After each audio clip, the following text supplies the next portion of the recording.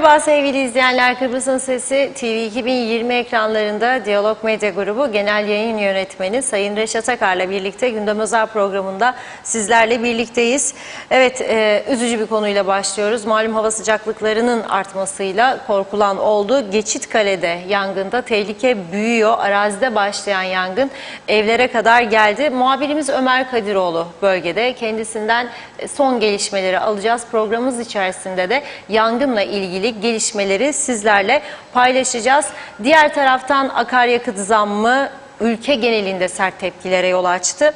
Hükümet bu zammı yapmak zorunda mıydı? Başka bir çözüm bulunamadı mı? Bundan sonrası için neler olacak? Yine ele alacağımız konular arasında. Bu arada dün paylaştığımız yine bir konu vardı, ultrason cihazıyla ilgili. Sağlık Bakanı olaya el attı. Sorun çözülüyor ama tabii ki bundan sonrası da önemli. Malum ultrason cihazı ve benzer sorunlarla ilgili sıkıntı yaşayan çok vatandaşımız var. Siyasi gündeme bakacak olursak CTP son yaşanan gelişmeler karşısında Cumhurbaşkanı Ersin Tatar'ı istifaya davet etti. Neden Cumhurbaşkanı hedef seçildi? Yine konuşacağımız konular arasında son olarak da güneye uzanacağız. Güney Kıbrıs'ta turizm bölgesi Aynapa'da inşa edilen marinaya ilk kruvazer gemisi pazar günü geliyor. Önemli de bir karşılama töreni düzenleniyor. Yine programımız içerisinde ele alacağımız konular arasında tabii sizlerin de yorumlarını bekliyoruz. Evet Reşat Bey merhaba. Merhabalar Funda Hanım. Herkese hayırlı günler dileyerek başlayalım. Evet, haftanın son iş günü ama üzücü bir haber bugün. Gerçekten hepimizi etkiledi. Tabii bir üzücü haber de dün akşamdan bugüne sarkan konudur. Akaryakıt konusu. Öncelikli konumuz bugün aslında o olacaktı. Akaryakıt zammı ve bunun olası etkileri ve vatandaşlardan yükselen sesler ve bir çaresizlik mesajı hükümet kanadından. Ama yangın olayı her şeyin önüne geçti. Geçikköy biliyorsunuz aynı zamanda bizim can damarımızın olduğu yer. Yani barajın olduğu yer. İlginç bir durum. Tam da o barajın olduğu yer Çamlıbel ormanları var. Görüyorsunuz. En güzel bölgelerimiz nefes borumuzun olduğu yerler diyelim. Adı üzerinde Çamlıbel, çamlarla çevrilmiş bir bölge. Geçikköy ve orada baraj var ve orada tabii ki yaşayan insanlar var. Bir anda boş bir arazide başlayan bu yangın daha sonra ormanlık alana yayılıyor ve tabii ki KKTC her zamanki gibi çaresiz, yardıma muhtaç bir vaziyette ve ne yapıyor? Türkiye'ye yetiş ana diyor, mesaj veriyor. Yetiş ana, yanıyor ormanlar diyor. Türkiye tabii orman müdürlüklerinden temasa geçilecek, bakanlıktan yetki alınacak, izin alınacak, helikopter, uçak neyse boşta olacak, başka bölgede değilse eğer en yakın bölgeden buraya gönderilecek. Gelip gelmediğini de şu ana kadar bilmiyoruz. Bir tane helikopterin geldiğini öğrendik. O da Kıbrıs'taki İngiliz üst bölgesinden, İngilizlere ait bir helikopter. İngiliz üst bölgesinden yardım istedi KKTC yetkilileri ve İngilizler de derhal oradan uçağı kaldırıp helikopteri bölgeye gönderdiler. Yarım saat kadar önce bölgeye ulaştığını öğrenmiş olduk. Cumhurbaşkanı da teyit etti bunu çünkü o da bölgeye gitti. O da askeri helikopterinden havadan inceledi yangını. Tabii Ünal Bey o helikoptere yetişemediği için başbakan sıfatıyla bütün günlük programlarını keserek Bakanlar Kurulu olacaktı bugün. Onu da iptal ederek herkes bölgeye gitti. Tabii bölgeye gitmek güzel, inceleme yapmak, sorunları dinlemek güzel de uzaktan seyretmenin dışında hiçbir yapabilecekleri bir şey yok. Helikopter senin değil ki, Tarım Bakanı orada duruyor. Böyle masumane bekliyor. Anavatandan helikopter uçak istedik. Başbakan o da anavatandan helikopter uçak istedik. Allah inşallah falan maşallah yardım edecek. Başka bir yapacak gayri bir şey yok. Çünkü senin elinde uçağın yok, helikopterin yok. İleri teknolojiye sahip yangın söndürme araçların yok senin. Yıllardır yalvarıyor itfaiyeciler. Diyor ki bu teknolojiyi yenileyin bize, olmaz. Onu da yenileyemedin. Ne yetkisi kaldı şimdi KKTC'deki makam sahiplerinin yapabileceği ne var? Bir tek şey var. Bölgeye gidince orada askerler falan der ki işte bu yolun kesilmesi lazım Sayın Bakan veya Başbakan. Onlar da kesin yolu der.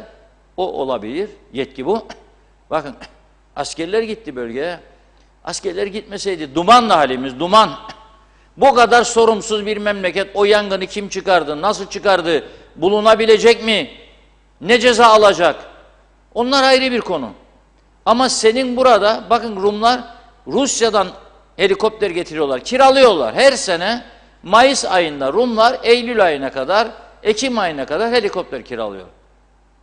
Hem var helikopterleri 2 tane, 3 tane emin değilim.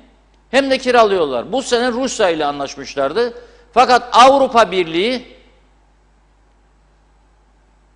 Rusya'ya karşı ambargo uygulattığı için, Güney Kıbrıs'ta AB üyesi olduğu için ve ambargolara uymak zorunda olduğu için ne yaptı? Başka ülkelere yayıldı. Ve geçen hafta Kore'den kendilerine bir tane yangın helikopteri ulaştı şimdilik. Bir tane daha gelecekmiş. Devlet sen önlemini alırsın arkadaş. Tedbirini alırsın. Alırsın helikopterlerini, ödersin kirasını ve böyle bir sorun olduğu zaman havadan müdahale edersin. Şimdi ümit ederiz tabii ki bu yangın erken bir zamanda söndürülür. Diyalog Medya ekibi orada, muhabirimiz Ömer Kadiroğlu, kameramanımız orada. Şimdi öncelikle ne yapacağız? Öncelikle Ömer'i dinleyeceğiz. Oradan bölgeden haberleri, son haberleri verecek. Sonra Geçikköy'ün muhtarı Bayram Avcı, o da bugün yangın başladıktan bir süre sonra Facebook'tan bir video paylaştı. Benim yakinen tanıdığım çalışkan bir muhtar. Aradım kendisini. Bölgede yangın nasıl başladı, şu anda durum nedir, halkın durumu nedir? En bilgili kişi olduğunu düşünüyorum. Çünkü dediğim gibi oranın, yangının çıktığı bölgenin muhtarı kendisi. Muhabirimizden sonra da onu bağlayacağız telefona. Önce ama Ömer Kadiroğlu. Hazır mı? Arıyor arkadaşlarımız. Her an hazır olabilir. Bakıyorum ben de.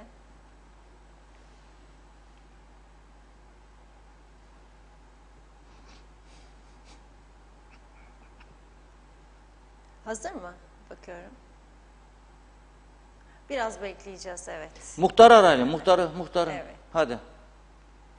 Muhtar Bayram Avcı. Geçikköy muhtarı. Şimdi burada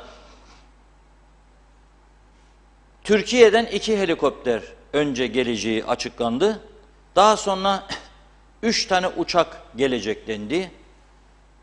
Ve gelişler gecikti. Neden gecikti o da bilinmiyor. Ama onların da büyük ülke, kendilerine göre programları var. Belki oralarda da bazı yerlerde yangınlar başlamıştır. Dediğim gibi bu önemli olan, eğer bir devlet isek o devlet olmanın gereklerini yerine getirecek. Bunlardan birisi de yangınlara karşı hazırlıklı olmak. Zaten bizim ormanlık alanımız giderek azalıyor Kuzey Kıbrıs'ta.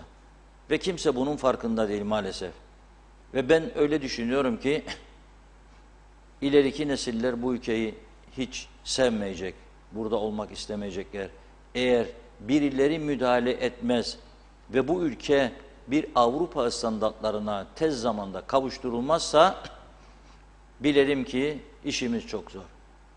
Yani daha sonraki nesiller bu ülkede yaşamak istemeyecekler. Eğer Kıbrıs gene böyle 2 parça olacaksa, bir tarafı Avrupa, bir tarafı Afrika'dan beter, kimse kuzeyde yaşamak istemeyecek. Soruyorum, siz memnun musunuz? Tabii şikayet etmek kolaydır ama önlem alınmasına katkı sağlamak zordur. Bu kadar zaman ne yaptık diye de bu soruyu kendi kendimize sorabiliriz. Evet, kim var? Evet, bağlantımız hazır. Ömer Kadiroğlu hattımızda, kendisinden gelişmeleri alacağız.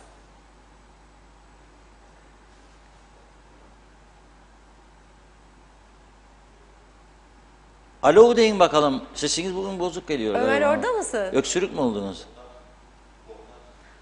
Evet, o 5 görmüş. Evet, muhtarımız hattımızda. Geçitköy muhtarı Bayram Avcı hattımızda. Bayram Bey merhaba, hoş geldiniz yayınımıza.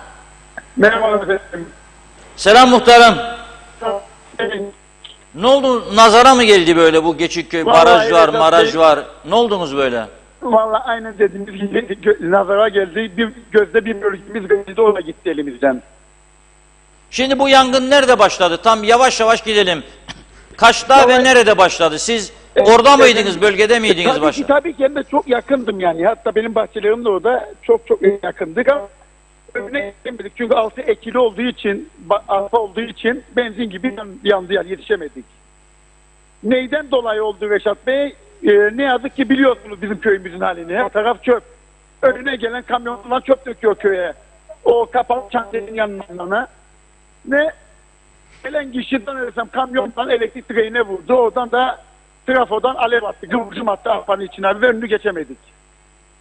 Evet, sizin bölge aslında adanın en güzel yerlerinden birisi ama diyorsunuz ki çok yetişen getirip çöpünü döküyor.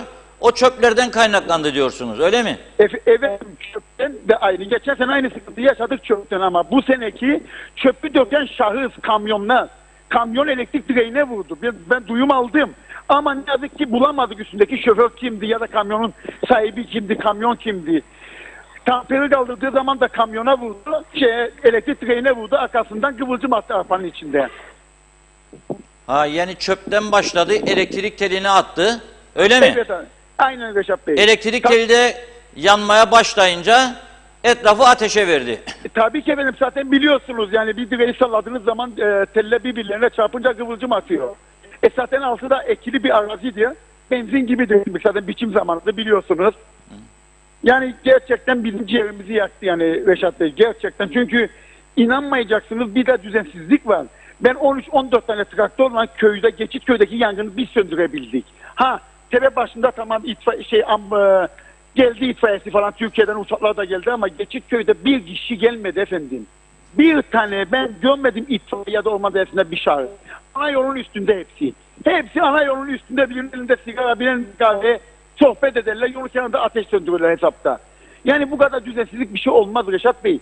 Ben bugün Çamlıbel Karakolu'nda toplantı yaptık saat 10.30'da. Bölge müdürlerine bu yangınlar için. Ve bir saat sonra bu yangın çıktı ve ne oldu? Yine iletişim yok, yine düzensizlik var. Sıkıldık efendim, vallahi sıkıldık. Ekinler var dediniz, arpa ekili tarlalar var, sizin de var dediniz. Onlar yandı mı hep? Efendim yaklaşık 500-550 dönüm yakın tahmin üzere efendim. Daha da fazla olabiliyor ama az yoktu. Bunlar zaten ilk yarım saatin içinde bunlar yandı zaten. Arkasından yağmurcu tutup tümene kadar geldi bu iş. Tepe başına kadar. Ve şu an bile aşağıda devam ediyor Geçitköy'de. Şu an yani biz elimizden geldiği kadar söndürüyoruz ama olmuyor. Su istiyor. Peki helikopter gelmiş, gördünüz mü siz helikopteri? Evet. Şu an başımızdan geliyorlar zaten. Ya, aradık orman dairesini müdürüyle Dursun Bey'i de aradık. İşte şimdi Keçitköy'e başladık aşağı etmeye. Ama olan oldu diyeceğiz ama neyden oldu? İletişim, düzensizlik. Yani ilgi yani insanlar çalışıyor orada. Çalışan var ama yöneten yok. Herkes keyfine göre. Yani sıkıldık bu işte yani medyadan, Facebook'ta paylaşmaktan yine çözüm bulunmuyor, yine bulunmuyor.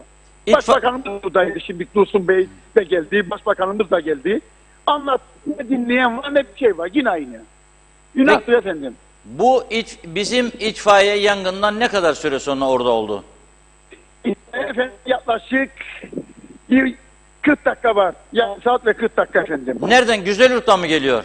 Hayır efendim, ne yazık ki Koruçam'dan geliyor. Koruçam'daki itfaiye oradan mı var? Bir de neydi efendim, bir de dediklerine göre tabii ben duyum aldım. Köyde de bir yangın çıkmış, ondan dolayı gecikme oldu. Öyle dediler ama yani bu memlekette de 2 tane itfaiye aracı yoktu ne desem. Ya şimdi sizin halk evlere de yaklaştı deniliyor. Doğru mu bu? Yok, şu an şükürler olsun onu o kadar şey yapamadık, evlere yaklaşmadı. Bir de Tepebaşı'nda çok, şu an ben geldim Tepebaşı bölgesindeyim. Burada büyük bir zarar ziyan var. Bu Komacit yolu dediğimiz yerler var, evler falan. Onlarda da zarar ziyan var. Epey evde yandı yani burada. Ama Geçitköy'de şu an evlen bir sıkıntımız yok. Yalnızca madde olarak dediğimiz gibi ekili talalarımızdır efendim. Geçen hafta Evet, buyurun efendim. Gormacit'te bir yangın olmuştu. Yürekler ağızlara geldi. Gene Aynen. çöpler dendi. Hatırlarsınız değil mi? Ve Tabii maronitler efendim. orada, o köylüler orada olan 5-10 tane maronit ellerinde çapalar, kürekler. Yangını söndürmek için seferber oldular. Sonra bizim itfaiye gitti falan. Uçak istemedi. Çok şükür erken söndürüldü. Şimdi Evet, gene aynen. o bölgeye yakın yerde oluyor. Ve gene çöpler konu oluyor. Siz bu çöpleri daha önce yetkili olanlara, bakanlara, bakmayanlara hiç bildirmediniz mi? Burası çöplük oldu, bir tedbir alın. Belediyeler var. Efendim zaten sizin dediğiniz gibi yetkililer, zaten yetkililer döküyor bu çöpü. Yani ben değilim, siz değilsiniz. Yetkililer döküyor zaten. Belediyesi olur, anladım, veya kaymakamlık onaylar. Nerede işte belediye gösteriyor, en kısalmış Alsancak Belediyesi'ne değiyor. Çöp arıtma yeri için. Efendim ne yapacaksınız? Dün 38 kamyon daha zibil döküldü benim köyüme. Asker yollamış çöpü. Ekime izin aldık. Belediyeden aldık. Kaymakamdan aldık. Yani biz sıkıldık evet. Şimdi yetkili diyorsunuz da yetkililer zaten onaylamış bunu. Zaten yetkili döküyor bunu. Normal askeri hükümet efendim, yani yolda geçen bir kamyoncu gideyim bir çöp dökeyim buraya demez. Yapamaz zaten. Ama hep yetkili, belediyesiydi, kaymakamlığı onayladığı kişiler. Yani kimi kime satacak efendim. Yani hiç değişen bir şey yok. Ben bunun 3 yıldır savaşını yaptım. Orada özel çöplük bölgesi var mı yoksa gelişim Hayır üzere? efendim, yok. Reşat Bey zamanında biliyorsunuz toprak alındı bu gölet yapımı için. Biliyorsunuz gölet yapımı için toprak alındı. Evet. O çukurları da ne yazık ki şimdi başka dökerler. Çok dökelim, dolduralım, üstüne toprak dökeriz. Ne toprak döker, ne bir şey var efendim. Çöpün içi böyle kaldı. Her gün kamyon atmış, kamyon dibi dökülüyor efendim. Yani toprak aldılar zamanında, gölet yapılsın diye boşalttılar, çukurlar oluştu orada. Evet, Bunlar evet, da evet, dedi ki polis madem döktü. çukur oluştu, dökme gitsin çöpü de zaten çukurdur dedi, öyle mi? Evet efendim, aynen öyle. Ben bunun kavgasını çok ettim. Geçen sene paylaşım da yaptım, yangın çıktı. O bir sene yine aynı. Tamam, bile dökmeyeceğiz dediler. Ne oldu? 10 gün sonra, 20 gün sonra yine başlandı efendim. Bir de tamam, ben geçiyor muhtarıyım ama benim de ekmeğim var, benim de bahçelerim var. Ben yediğim de yiyemem efendim orada. Ya çok da... Birkaç kişiye ceza yazdırdık. Ne oldu? Yine bu sefer başladılar gece dökmeye. Benim vidancı öyle pislik döken var ya. Vidancı pislik döken var yani, geçilmez. Çünkü adam ne diyor? Ben buradan gün göre çok dökeceğime 1 milyar mazot alacağım. Gene dökeyim buraya geceleyin. Geçin önüne. Polisimiz de zaten ilgileniyor ama nereden ilgileniyor? İlgili orada nöbet tutamaz ki gece gündüz.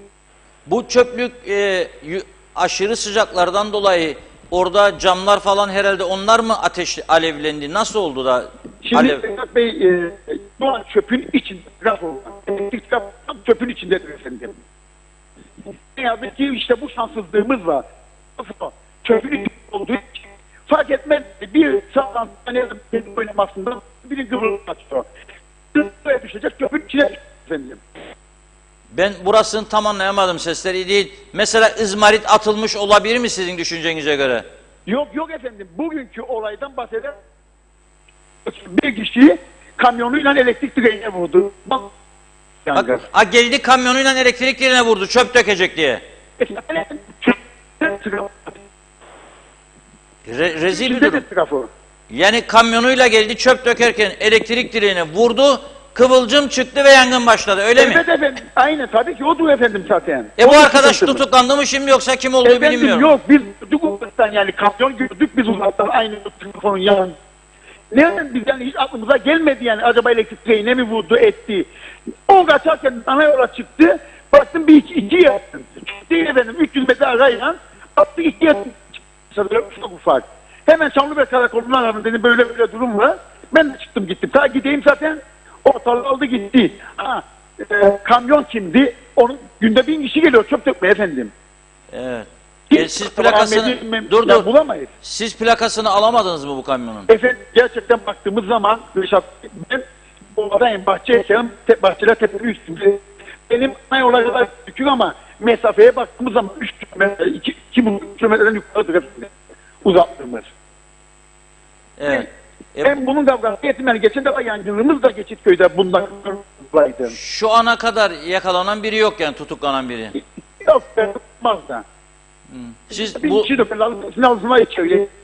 bu şahsın bulunabileceğine inanıyor musunuz muhtar olarak? Ben bu memlekette yaşadığım için inanmıyorum efendim. İnanmıyorsunuz, anladım. İnanmam. Çünkü inanılacak bir şey yok memlekette. Evet, yazık ya, çok üzücü bir durum. Vallahi Reşat Bey, biz, yanlış anlamayın da yani biz gerçekten ben size bayılıyorum. Size yardımcı çok oldunuz. Bizim bütün sıkıntılarımızı dile getirdiniz. Siz de zaten medyacısınız. Gerçekten özgür bir medyacısınız. Siz de bir olmak yani. Yalnızca nedir? Bu gitti. En kötü bir bölgemiz vardı. O da gitti. Öyle kalır o. 3 gün unutulur. 3 gün efendim. Evet. Ateş düştüğü yakar derler efendim. Sizin şimdi orada siz seracılık da yapıyorsunuz. Benim bildiğim onlar zarar gördü mü? Vedat Bey şeylerimiz yani mesela ben geçen sene bahçe ektiğim bölge vardı. O bölge yandı. İlk malzemelerimiz var tabii. Ne kadar boğumuz damlamamız yandı. Yani biz bunda da değiliz. Eksik olsun dedik. Zaten bir şey alamıyor bu devletten. Biz hiçbir şey görmedik. Onu da en azından onlardan ricamız en azından bu köprülerde tükesin efendim. Yani tamam ben bir muhtarım bakalım ama yani bazı dinlenmiyoruz efendim. Gidip de sıkıntılarını dinlemiyorlar. Evet. Yani biz düzeltelim mi? O bir yerde fazla Bir son soru sorayım size de. Sesler de çok kesik kesik geliyor. Baraj var orada. Baraja yaklaştı mı bu yangın? efendim yaklaşmadı. Yaklaşmadı. Yaklaşmadı. Baraj sol taraf yandı efendim. Yolun sol tarafı. Evet. Peki çok teşekkür ederim. Geçmiş Çok sağ olsun olun dileklerimizi iletiyoruz size. Çok geçmiş olsun. Sağ olun efendim. Hayırlı yayınlar efendim. Sağ olun. Sağ olun efendim. İyi günler. Evet, yangının çıktığı bölgenin muhtarı Bayram Avcı canlı yayında bize yaşananları anlattı, gördüm diyor. Her gün diyor kamyonlar dolusu çöp getirilip dökülüyor buraya diyor. Memleketin en güzel yerlerinden biridir. Çamlıbel adı üstünde. Onun için Çamlıbel koydular. Orada müthiş, korkunç bir manastır var. Bizi İnsan Hakları Mahkemesi'ne taşıdı Rumlar. O manastırı bakımsızlıktan çökerttik diye. Orada bir mavi köşk var. Turkish propaganda, Türk propagandasını kullandığımız silah kaçakçısı Rum'un evi diye orada tanıtımlar falan yapılır. Fakat öte taraftan da yani bir köşk, mavi köşk, silah kaçakçısı Rum'un evi, bak neler yaparlardı. O tanıtım ama bir taraftan manastır yüz karası bakımsızlıktan çökerttik ve bütün dünyanın tepkilerini alıyoruz. Bir taraftan da en güzel bölgeyi çöplük yaptık. Kaymakamlık basarmış imzayı, mühürü, götürün dökün. Götürün dökün. Kamyoncu da geldi, orada elektrik direkleri de var. Dök be gitsin, vur be gitsin. Kopunca teller. Anladınız değil mi neden çıktı? Şimdi ben olsam İngiliz, bana ne be kalkacağım sana, helikopter, yakıt parası harcayacağım da geleceğim, söndüreyim. Neden geliyorlar biliyor musunuz? Kıbrıs'ta onların da rolü var. Garantördür, aynı zamanda üstleri vardır ve üzülüyorlar. En güzel yerlerin yanması, ormanlık alanların yanmasına üzüldükleri için geliyorlar. Veya Türkiye'den niye gelsin? Adamlar çıkacak oradan buraya gelecek. Ne sen sorumsuz bir kamyoncu götürüp çöp dökerken vurup telleri koparacaksın. Patronun ortada yok, sen ortada yok. Ne gördüm ne duydum kaybol ortadan. Bu sorumsuzluktur. Vatana ihanet budur işte. Bence vatana en büyük ihanet budur. Ülkeye en büyük ihanet, insanlığa en büyük ihanet, en büyük darbe budur. Sonra hani ya 125 tane itfaiyeci almadınız mıydı siz? Köy koruyucusu, itfaiye yangın koruyucusu adı altında. Münhal ilan ettiydi Faiz Bey. Ne olduydu onlar? Neredediler? Alındı mı alınmadı mı? Alındıysa neredeler? Yangın değnekçileri galiba. Bak ne diyor adam? Kimse bize gelmedi. Yolda dururlar seyrederler diyor. Biz burada köylüler ezilip eleniyor. Tabii o zehirin içinde yangın söndürmek ne kadar zor. Bir fotoğraf vardı. Şimdi arkadaşlarımız bulacak fotoğraf olarak. Havuzun içindedir yarın. Şimdi bulacaklar oradan. Görmenizi istiyorum ben. 2 tane vatandaş o bölgeden nasıl müdahale ediyorlar? Her taraf duman, zehir, alevler içinde onlar ellerinde küreklerinden falan yangını söndürmeye çalışıyorlar. Muhtar da diyor, su lazım, su diyor. Su yok. Bizim itfaiye 45 dakika sonra Koruçam'dan gitmiş. Kaç modeldir Allah bilir araba, ne kadar su alabilir. Boşalttı, 10 dakikada, 15 dakikada bitti. Yangın büyüyor, yayılıyor. Bakın bu fotoğrafa bakın. Bu ne demek ya? Hangi çağdayız ya biz de böyle yangın söndürüyoruz? Ama onun arabası var. Onun arabası var. Jaguar mı Jaguar? Mercedes mi Mercedes? Araba çok. Yığınla araba var. Sayın Bakanım diyor, bana da bir araba diyor da makam arabası. Çocuklar sorar, bu kadar geç gelin eve çalışın hanım, müsteşar oldun, müdür oldun da senin yoktu bir makam araban. Ne yapan bu işi derler diyor. Bakan da merak etme sana da, çünkü beraber seçime girdiler. Biri kaybetti, biri kazandı, bakan oldu, biri müsteşar. Ona da alırlar, ona da alırlar. Ama memleketin ihtiyaçları için itfaiyeyi modernleştirelim, yenileyelim yok. Yangın uçağı, yangın helikopteri yok, gerek yok. Başbakandan duydum. Bir tane gelecekmiş 1 Haziran'da. Kim ise getirecek olan bu helikopteri. Ya o 3 gün önce geleydin, keşke bir adam 4 gün önce de. Belki kurtarırdın bizi bir helikopterle. Bir tane helikopterle hiçbir şey yapamazsınız. 2-3 tane orada hazır kuvvetiniz olacak. Veya bu işin ayıbı yok. Nasıl elektriksiz kaldığımız günlerde günde 60 megawata kadar dayandık Rum'a, dayanacaksınız gene ona. Diyeceksiniz ki bir anlaşma yapalım, parasını ödemek kaydıyla yangın olduğunda bize de yardımcı olun. Neticede ada hepimizin. Bu da bir formüldür. Yok astakatla ben ayrı devletim de dokundurmam, havadan askeri şey. Yok böyle bir. Zaten radardan her şeyimizi görürler.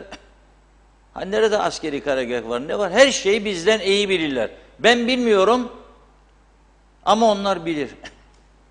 Biz de onlarınkini biliyoruz. Nerelerde ne var? Artık teknoloji var. Tabii bizim teknolojiyle ne kadar bilirsek onu da bilmiyorum. Görüyorsunuz Lefkoşa'dan Gormacı'da telefonlar konuşmuyor. Telefonları duydunuz işte. Bizim muhabir hiç konuşamadı. Çekmez diyor Reşat Bey diyor bana, çekmez. Video gönder diyorum. Ne videosu? Mesaj yazamıyorum diyor. Ne internet, ne telefon çekme. Her ay yollama bana 400-500 bin. Topla benden paraları, doldur kovaları. Alan memnun, satan memnun. Size bu görevi verenlerden memnun. Beraber kurdeleleri kesersiniz, arada bir araç parkı falan, trafik parkı, çocuklar 3 tane çocuk koyup oynar. Teknoloji sıfır. Sıfırın altında. Adamlar 5G ile uçtu. Biz burada 3G'ymiş. 3G'niz de çalışmaz. 3G'lerimiz de çalışmıyor. 3G çalışmıyor. Ödüyoruz ama. Hat parası ödenir. Ama çalışmıyor. 45 senede ne hale geldi bu ülke? Çağ dışılıkta dünya birincisi. O kadar Avrupa'yı nimetler geçti eline. En güzel ormanlık alanlar, 24 saat, yıl 365 gün akan pınarları vardı bu ülkenin. Lapta Başpınar vardı, Değirmenlik vardı. Hepsini kuruttuk. Şimdi söylediklerine aklıma çöpleri döküyorlar ya. O geldi. Ne geldi bilir misiniz? Arsa payı çıkarsınlar diye çok söyledim ama kimse üstünde durmadı. Sorumluluğu olup da durmayanlar vicdanlarına hesap versinler. Yattıkları yerde de bir gün veda ettiklerinde toprağın altında rahat etmeyecekler. Bu katliamdır, bu ülkeye ihanettir, insanlığa ihanettir. Dev bir dere yatağı vardır Belepayis'ta. Tepeden aktığında denize götürürdü suyu. 4'te 3'ünü doldurdular çöplerle. Götürün dökün be dereye, götürün dökün. Meğer şeytanlık var işin ucunda. Doldurunca dere yatağından arsa parselasyonları. Memleketin en güzel yeri. Ve bir gün sular altında kalacak yine. Ama inşallah günü geldiğinde bunları yapanları da yargılayacaklar. Zaten birçoğumuz yargılanacak. Malları kaçırma, çalma, çırpma, alıp satma, verme meselesinden yargılanmalar olacak. Bunları hiç kimse kaçamayacak. Hiçbirimiz. Hiçbirimiz. Ama bu tür suçlar en büyük suçlardır. Bu doğrudan doğaya ihanettir, memlekete ihanettir. 1000 kez vatan hainliğidir. Çok söyledim buradan.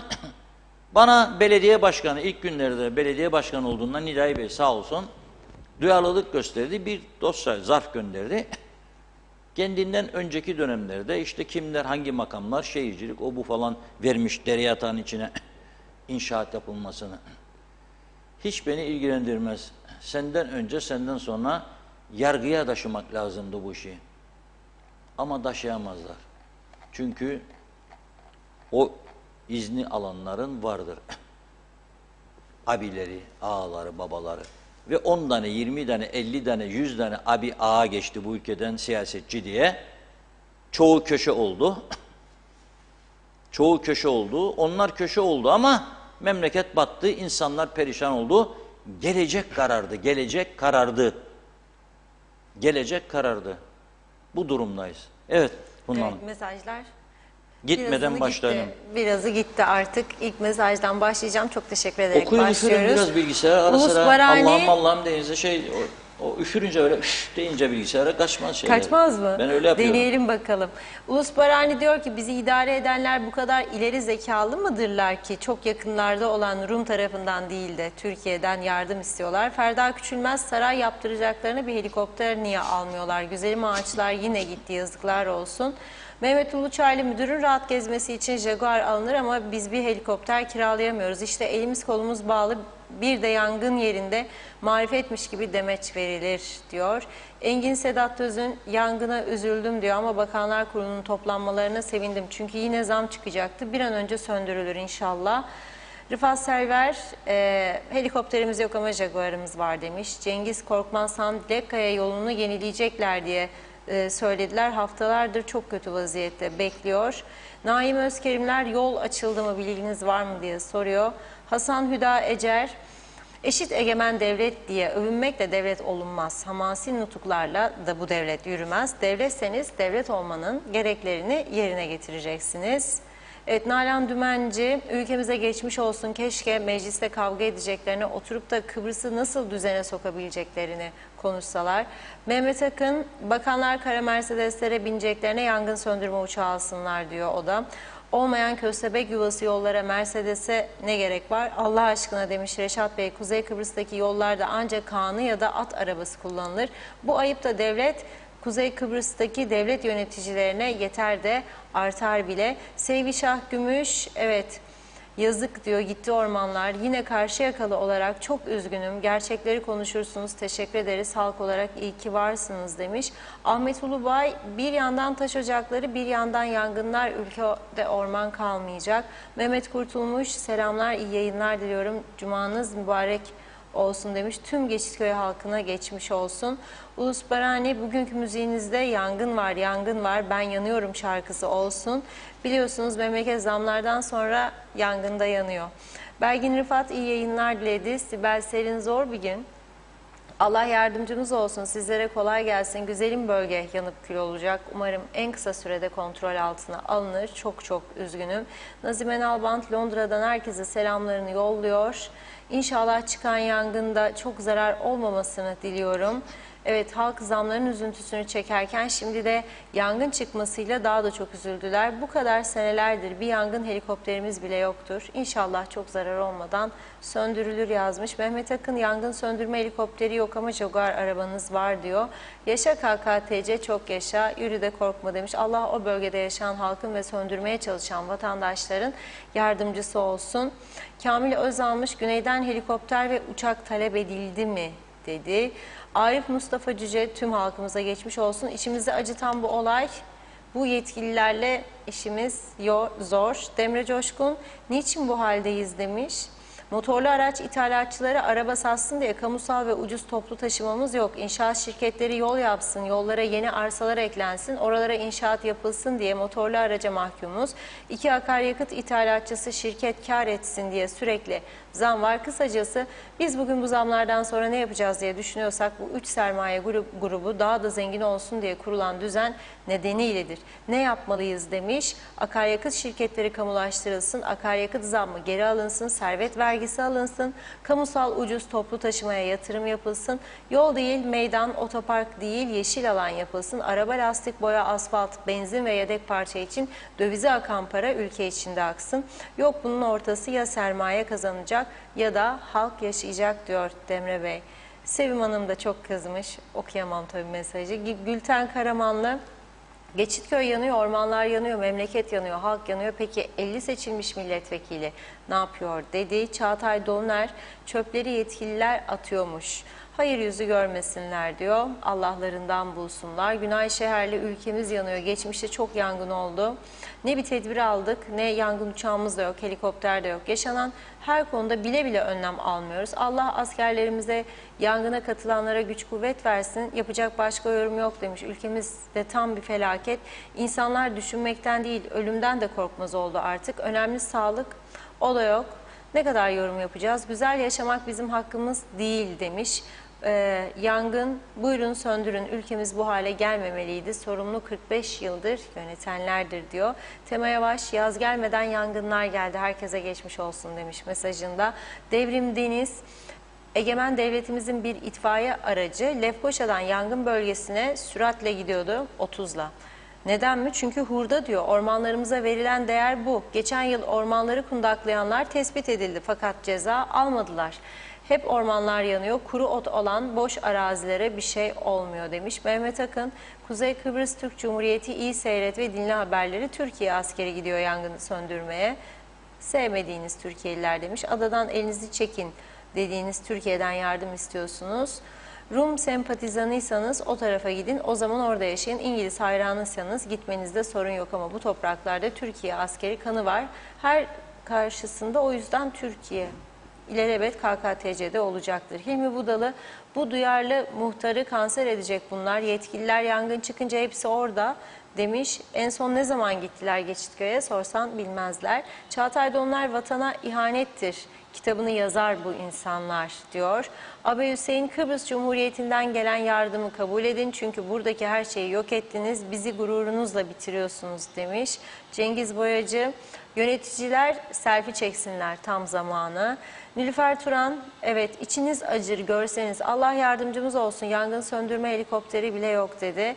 Mehmet Akın, o kişi yakalanırsa ne kadar ceza alacak acaba Reşat Bey diye soruyor. Bir kamyon çöp dökme cezası 80 lira mıydı? Kanunlar kimsenin zevkine hizmet etmemeli, adalet mülkün temeli olmadan çıkar.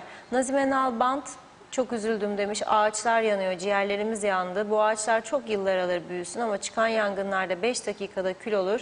Neden dikkat etmiyorlar demiş. Çok geçmiş olsun. Bir an evvel yapanı bulup cezasını versinler diyor.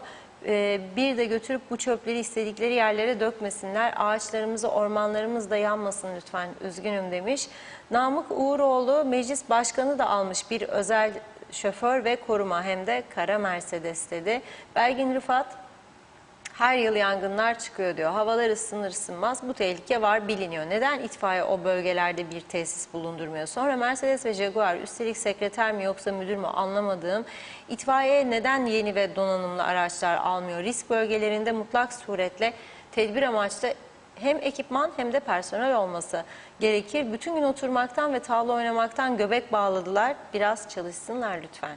Musa Nurçin, dün bir vekil istifa etti, kaldı 49. İnşallah bunlar da gider. Sizin gibi bir abimiz yeterli, saygılar demiş. Kıymet Nazım Topal, bu yangın acı verici. Bu vesileyle umarım bu gelişigüzel çöp dökmelerinde önüne geçilir. Ağırdağ köyündeki dereler de aynı. Hafta sonu kamyonlar boşalır. Uyan hey hükümet demiş. Evet, Namık Uğuroğlu, Reisi Cumhur ve Başbakan olay yerindeymiş diyor. Levent Yüksek, Geçitköy Barajı çevresine 2015 yılında dev proje diye basın toplantısı olmuştu. O zaman Bayındırlık Çevre ve Kültür Bakanlığı Geçitköy Barajı'nın etrafında yapımına başlanan mesire alanı projesinin halkın sosyal yaşamı ve doğa için büyük bir kazanım olacağını belirtmişti. Bugün o barajın etrafının kül olması çok üzücü.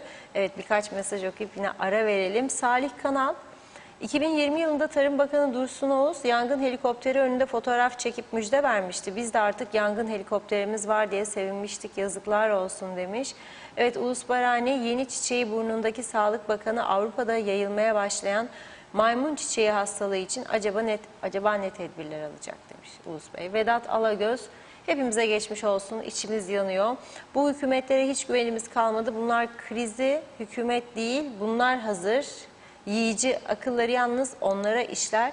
Allah aşkına bir başardıkları işi söyleyin.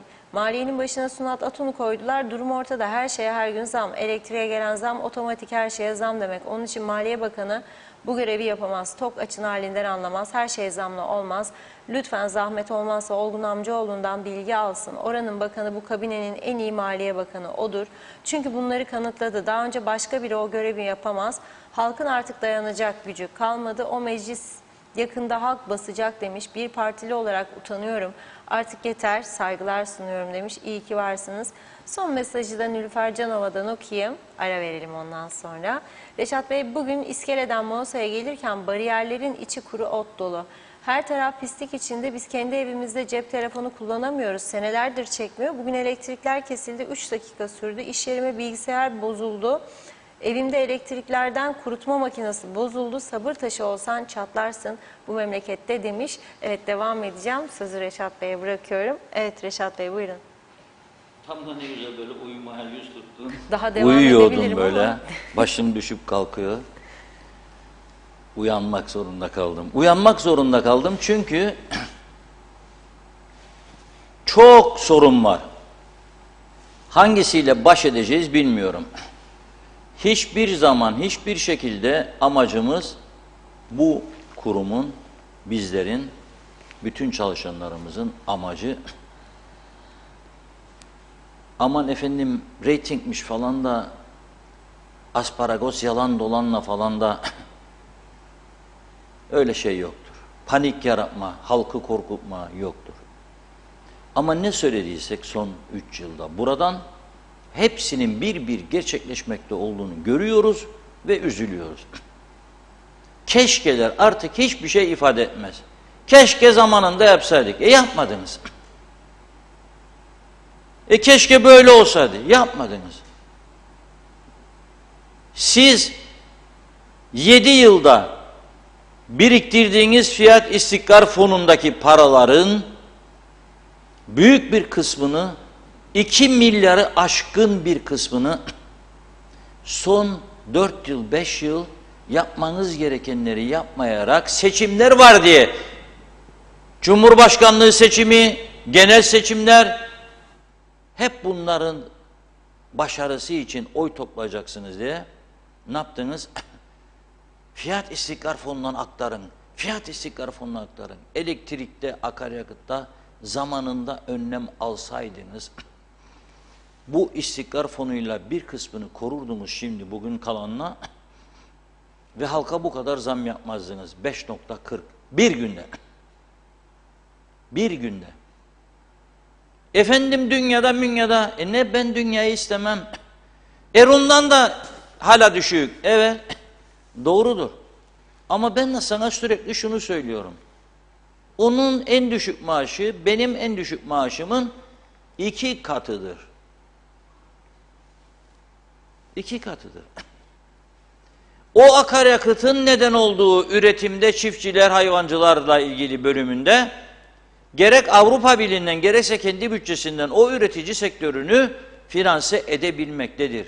Ama bende bu yoktur. Dolayısıyla hiçbir ülkeyle burayı mukayese etmeyelim. Ben herkese zararına akaryakıt verin demiyorum. Ama çok yüksek vergileriniz var zaten. Siz bu akaryakıttan şu anda iyi para kazanıyorsunuz zaten. Ne yapıyorsunuz bu paraları? Bu paraları maaşlara aktarıyorsunuz. Çünkü maaş ödeyemeyecek duruma getirdiğiniz ülkeyi koltuk kavgası yüzünden.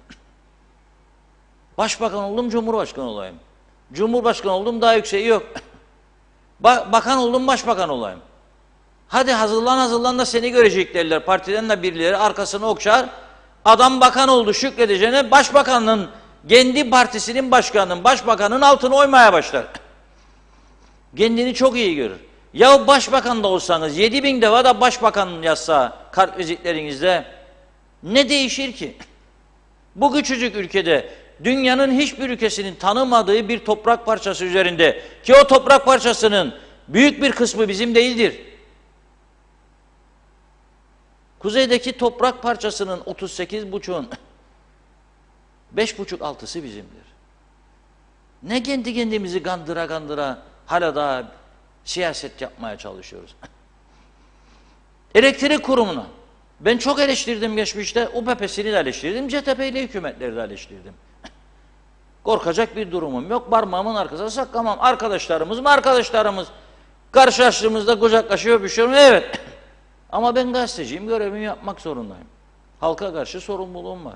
Birinden oy da beklemem. Terfi de beklemem. Bu elektrik kurumunda verin bir karar var arkadaşlar, yıllarca buradan. Yahu özelleşecek dediğiniz bari onu yapın. Özelleşseydi 3-4 sene önce tahsilatı olsun özel sektöre verselerdi, bugün demeyeceydi bana sendika alacaklar vereceklerden daha çoktur. Toplayacaktı özel kuruluş, yaşatacaktı, güçlendirecekti. O da olmadı, onu da yapamadınız.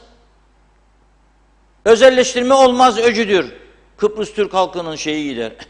En stratejik kuruluşu elinden giderse şu olur, bu olur. Öcü böcü, kara böcü bir şeyler. Korku vererek. Kendi kendimize burada. Dıştan da bakanlar bize güler. Nedir be senin söylediğin der. Bir gemiyle ben der 2 defa Kıbrıs'ın elektriğini veririm. Küba'ya da veririm, başka ülkeye de. Nedir sizin sümüğünüzü mü çekeceğim? Al dedi, koyduydun da koymadın da stratejik önemin gider. Hadi be kalın başınıza. Dedi bitti. Şimdi enteresan bir şey geldi önüme. Çok ilginç.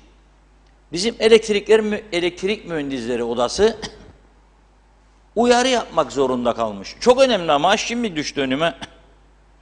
Bu yaz diyor elektriksiz kalabiliriz. Oh ne güzel. Eskiden benim çocukluğumda buz kalıpları vardı. Giderdik, babam rahmetli 2 tane 3 tane buz kalıbı alır getirirdi eve. Parçalara ayırdık. Bir de kasap bıçağı gibi bıçağı vardı. Vurdu parçalardı. Ne yapardı? Kovanın içine atardı. Şişeleri de kovanın içine. Soğurdu da içerdik yaz günlerinde.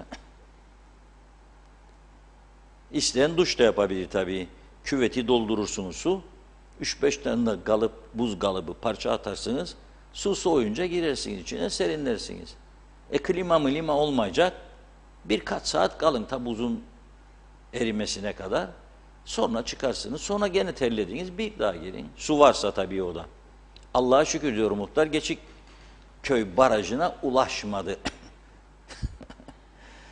Ne ilginç ülke ya. Ne komedi dünyasında yaşıyoruz. İnanır mısınız? Ağlanacak halimize gülerim ben artık. Gerçekten ağlanacak durumdayız hani. Şöyle diyor.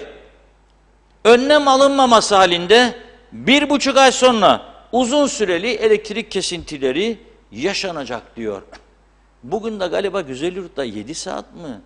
Ne kesinti varmış. Allah yardımcıları olsun ya. O 7 saat. 7 saat. Ha falakaya yatırdın adamı, 7 saat elektriksiz bıraktın. Bir de dövün. Hem zam hem elektrik yok 7 saat. Niçin? Bakım onarım falan. Yahu direkler eğrildi. Kablolar çürüdü. Yıllardır bakım yok, onarım yok. Trafo merkezlerinin olduğu yerler kuru otlarla çevrilmiş. En ufak meselede teller kıvılcım atıyor. Geçen seneki orman yangınlarının ezici bir çoğunluğunun elektrik trafolarından meydana gelen kopmalardan ve ateşlemelerden kaynaklandığını açıkladı İtfaiye Müdürlüğü. Okumadınız mı bunları? Okumadınız mı bunları? Yarıdan fazlası elektrik trafolarından meydana gelen kıvılcımlardan kaynaklandı diyor. Hala da sol Hiçbir şey yapamazsınız. Sağ, vallahi billahi özelleştirecek. Solda yakarık yıkarık yaptırmayık. Neden? Stratejik önemde peşkeş çekilirmiş özele. Hangi akılsız adam gelip alacak senin Kıptekini ya o? Hangi akılsız adam? Kimse almaz. Hiç umutlanmayın, zaten almazlar.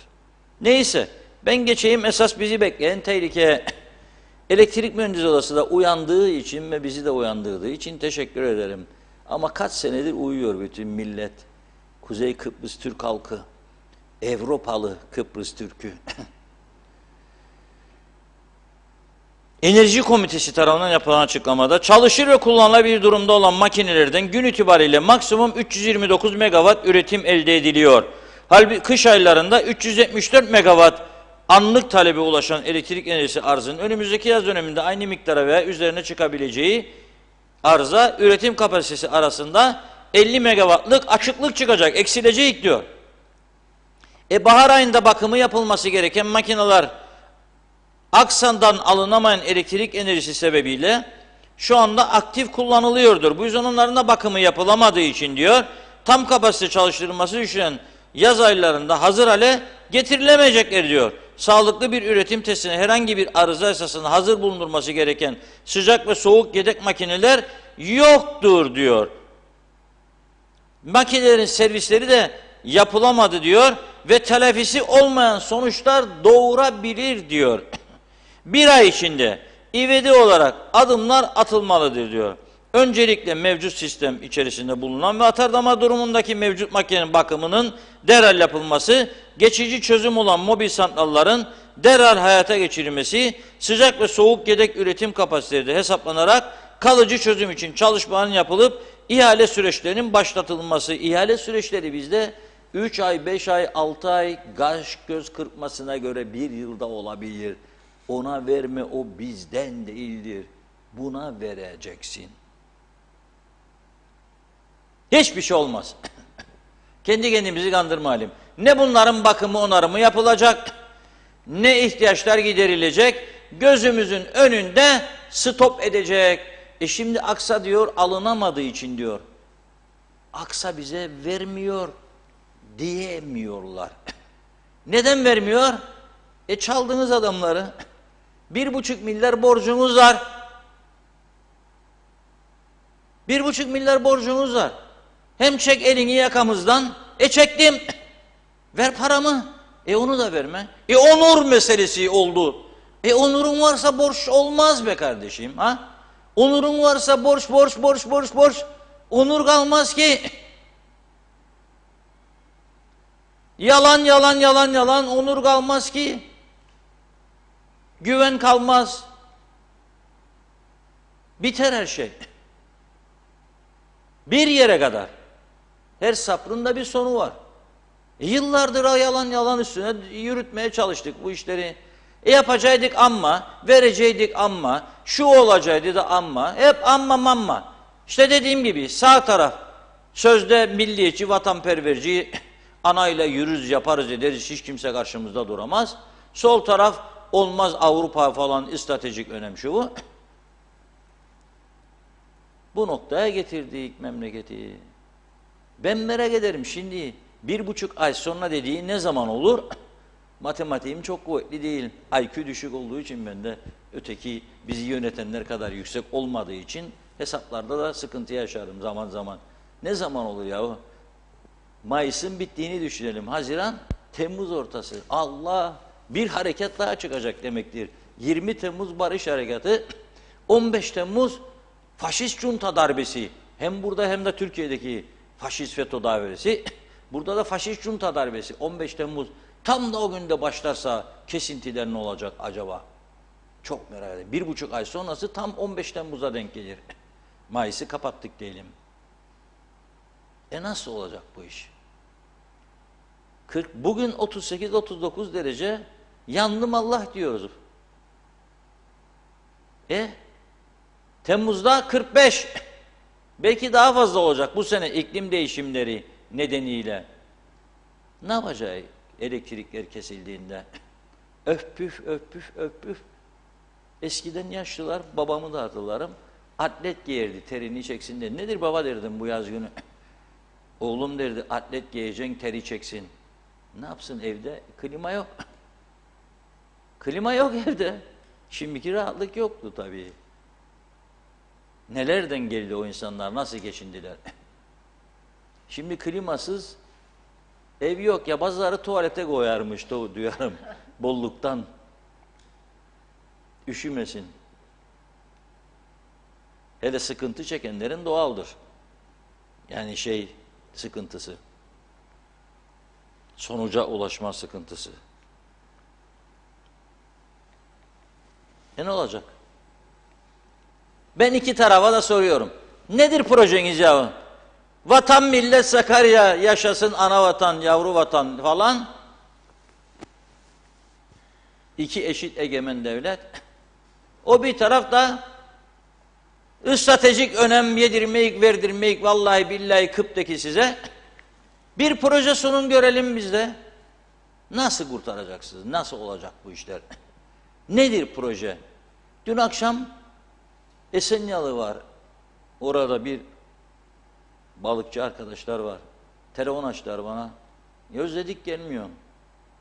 Dedim vallahi düşünürdüm bu akşam geleyim, yani dün gece için. Ama dedim başka program çıktı. Ya daha da bu akşam gelmedin. Ne için dedim. Bir zehir kara duman, bir zehir kara duman. Teknecikten. Aman anam dedim, maske takın. Korona bitti, zehir bitmez.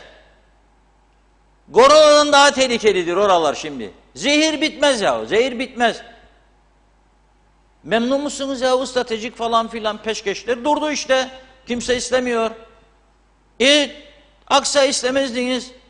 Go home, go home derdiniz Aksa. Tamam dedi adam, vermiyorum ha. Paramı verin ama önce onurlu yaşam istiyorsan ödeyeceksin borcunu. Yok. Benim Jaguar'ım var. Güzel mi? Güzel. Tamam.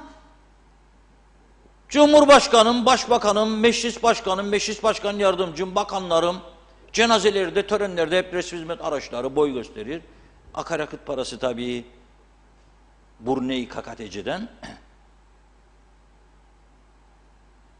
Ama öteki taraftan jeneratörlere para yok bakın. Öte taraftan borç ödemeye yoktur para. Ne yapalım, para da yok, benzine bir daha zam. Gelmesin burunlar da ya, ona bacak aman. 4 lira 5 lira kaldı şimdi fark. Zaten kurtarmaz, gelsinler artık. Sigorta parası verirler geçmek için. Bir de 3 kilometre Metehan'dan, Beyermudun'dan, Mausa kapısından kuyrukta beklerler. Zaten birinci vitesi takar veya otomatikse ayak frende devamlı. Bir adım dur, bir adım dur, bir adım dur. Zaten adam kazanacağı parayı yolda harcıyor. Yakıt daha fazla yakıt. Ama ihtiyacınız yok. Burne'yi Kakadece'nin Rum tarafından gelecek adamlara benzin satıp da vergi toplamaya ihtiyacı mı var ya? Bırak gitsinler. Eşit egemen devlet burada. Onu da kaybedecek yakında. Ama sözüm esnafa değil, örgütlendikleri kuruluşlaradır. O hacık çekeceğim size. Hiçbir şey yapmadınız çünkü. Toplantı üstüne toplantıymış, ekonomik örgütler. Geçen gün bir arkadaş aradım, toplantıda şu anda ekonomik örgütler dedi. Hadi hayırlısı ya dedim, belki yarın. Sabahtan bayraklar elde, yürüyün bakalım bir yerlere. Ne istersiniz? Üyelerinizin menfaatlerini nasıl koruyacaksınız? Ben üyeyim, ticaret odasına da üyeyim, sanayi odasına da üyeyim, esnaflara da. Mecburum zaten. İthalat yaparsaymışsın, kağıt mağat gelir, çinko minko, ona da üye olacaksın, ona da. Sanayi bölgesindeysen sanayiye zaten olacakmışsın. Bilmem ne varsa esnaf mühür vuracakmış. Hanginiz hakkımı savundunuz? Elektrik parasını ödeyemeyecek duruma geldik. Hanginiz hakkını savunuyorsun vatandaşa? Oturduğumuz yerde meyhane masalarında gidebilen de tabii vardır, gene gidebilen gider. Ne konuşursunuz? Vallahi zor yaşanacak bu memlekette. Be kardeş, ben başladım düşüneyim Avustralya'ya, o biri. Ben de düşündüm gideyim Londra'ya. Gidin. Hadi. Ya ben düşünürüm Lanaka. Gidin bakalım. Sayı artınca nasıl Elam'ın zincirleri göreceksiniz orada. Gidin. Servet sahibi olduğunuz bu ülkeden ne yaptınız? Onun hesabını veremeyeceksiniz. Ne yaptınız bu ülke için? Bu ülke insanı için. Yani bu politikacıları biz seçiyoruz, tamam. Önümüze karşımıza çıkanlar domatesin çürükleri be kardeşim. Ayıbı yok bunun, gücenmeyin. Bir arkadaşlar diyor, domatesi manava ettiğinde seçmez mi iyisini? Seçerim çünkü kasada iyi de var, çürük de var. Benim önüme sürdükleri hepsi çürük. Hangi ülkede ne yöneticilik yapmış veya kendi ülkesinde ne başarıları varmış da gelmek isteriyle bakan bakmayan olsun. Birinci iş makam arabaları. İkinci iş arkadaş dost tayinleri, terfileri. Ve idare-i maslahat. Kaç gün giderse.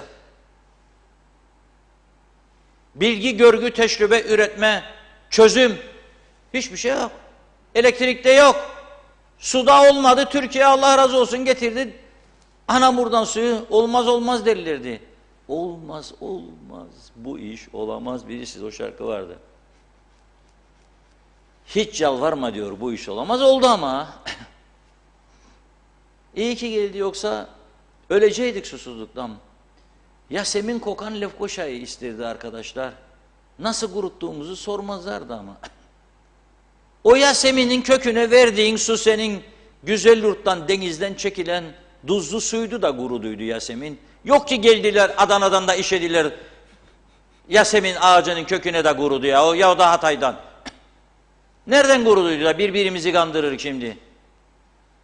Ne zaman sordum öz Kıbrıslı bir arkadaşa, bir gün dedim, senin dedim bahçe var ya, 3 tane 5 tane maydanoz, roka gollandıracak, ne ekmek mi dedim.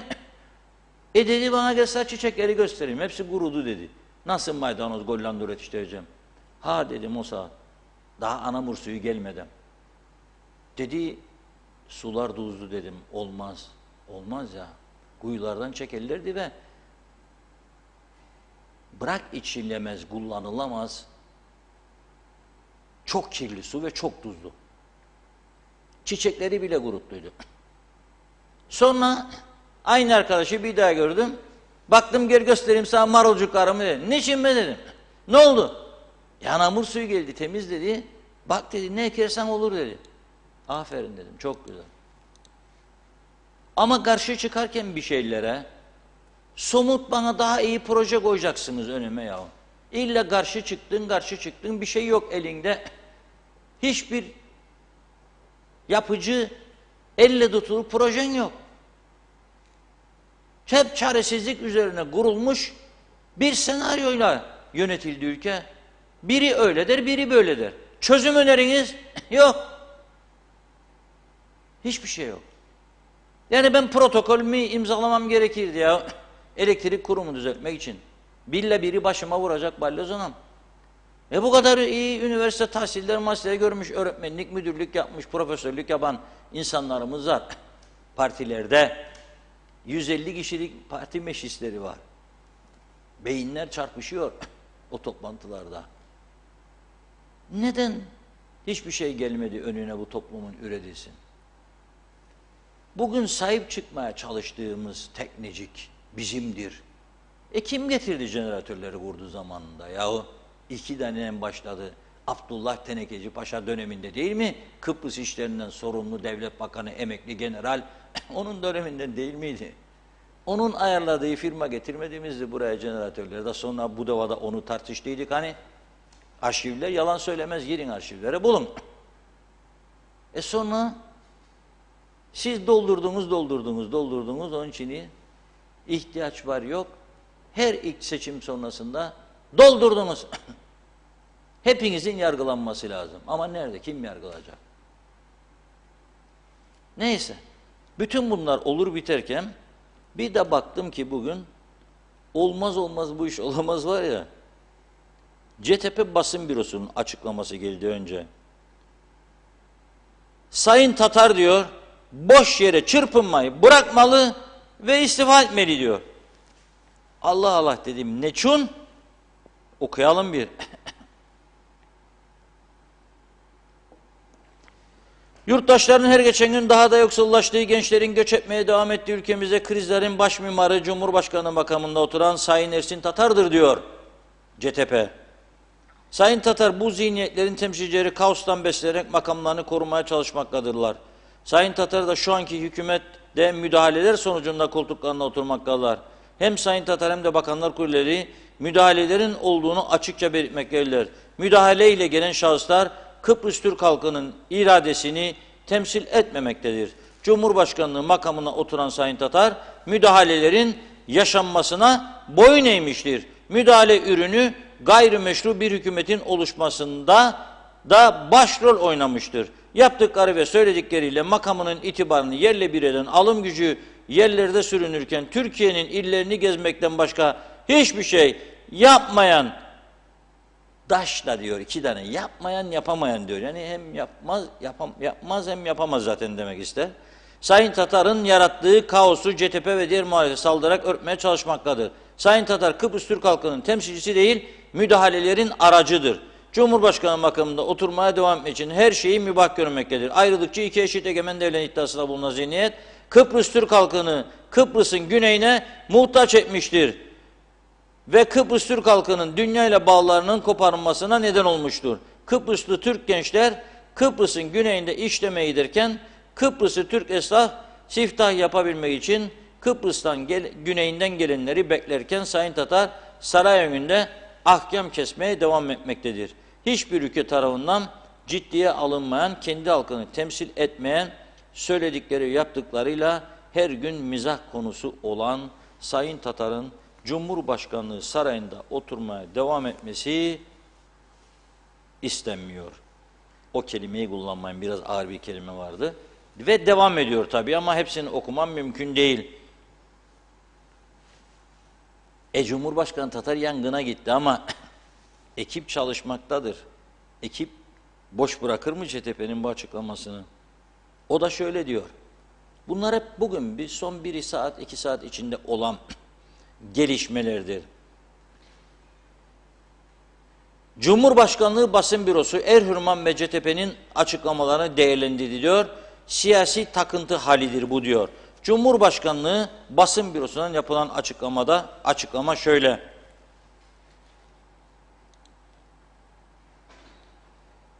Hükümeti kurma görevi sadece CTP'ye verilmeli ve CTP 15 gün içerisinde hükümeti kuramazsa erken seçime gidilmeli şeklinde anayasaya aykırı şartlar ileri sürüp siyasi darbe yapmaya kalkışan ve Cumhurbaşkanı Sayın Ersin Tatar'ın kararlı tutumu karşısında bunu